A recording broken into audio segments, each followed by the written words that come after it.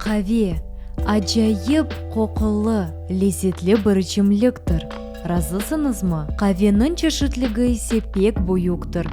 Қара, сутлы, қаймақлы, джезведе яда қаве машинасында пішірілген. Вейлі ахре. Фақат бұ ажайып ішімлікні профессионал шекілде пішірген инсанның зенаты недір? Білесіңіз ма? Таныш олын. Бұ Алиса. Чоқ вақыттан берлі Алиса Володько қаве ұстасы яда да доғрыжа бариста олып чалыша. Келіңіз бұ мерақлы зенаатнен ве устанның шахси тәжірибесі иле яқынжа таныш олайық. Самый распространенный напиток среди гостей кофейни? Я думаю, что сейчас это капучино, потому что это, наверное, самый такой сбалансированный, понятный и вкусный кофе с молоком. А какие способы приготовления кофе существуют и какими пользуетесь вы? Существует их на самом деле очень много, и с каждым днем их все больше и больше, потому что кофе достаточно молодая сфера, она развивается очень активно. Но сейчас самый популярный в кофейнях это рожковые кофемашины, то есть через которые делают эспрессо и в которых можно вливать молоко. А все остальное это альтернативные методы заваривания, начиная от того же аэропресса, который я люблю, это все виды воронок, любой фильтр кофе, большие машины батч-брю, которые варят там 1,5-2 литра кофе. А вот если мы говорим о растворимом кофе, то вот как вы думаете, он уже изжил себя?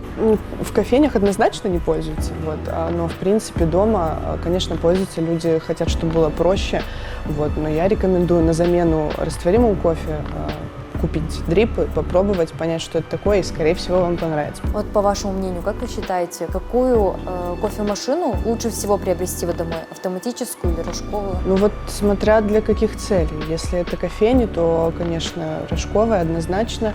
А домой, смотря что вы хотите получить в итоге в чашке. То есть, если вы хотите иметь какой-то полный контроль над всеми процессами, и температура, и давление, и количество кофе засыпаемого в холдер, и, может быть, какие-то там граммы, секунды, то есть все, у вас все перед глазами будет. Это однозначно рожковая кофемашина, но там нужно будет немножко постараться, настроить, может быть, с кем-то проконсультироваться, но, по-моему, оно того стоит однозначно. Зависит ли настроение, может быть, качество кофе от посуды, из которой мы пьем? Роль посуды очень сильно недооценена, потому что кофе – это тот продукт, который максимально впитывает в себя посторонние запахи, вкусы, привкусы, кто-то говорит, что даже энергетику. Кстати, я знаю такой факт, что кофе живет всего 3 минуты. Это правда или нет?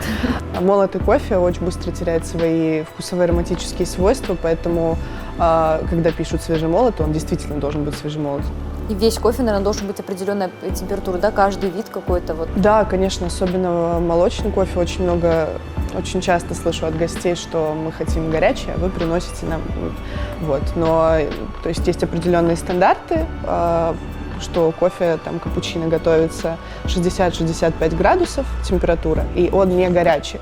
Он такой, что вы сразу пьете, и вам комфортно. То есть он на это рассчитан. Он не рассчитан на то, что вы донесете его до офиса, и там он еще будет горячий, дымок от него. То есть, это тот напиток, который можно так залпом выпить и пойти дальше. Поэтому его делают 60-65. Конечно, если вы попросите бариста, то без проблем вам сделают погорячее. Будет главное, чтобы вам было комфортно, чтобы вы получили удовольствие. Но кипяток, конечно, я тоже не советую, потому что он... то есть вы ничего не почувствуете, кроме кипятка. Будет очень обидно, если бариста старается, настраивает эспрессо, а вы это все кипятком зальете.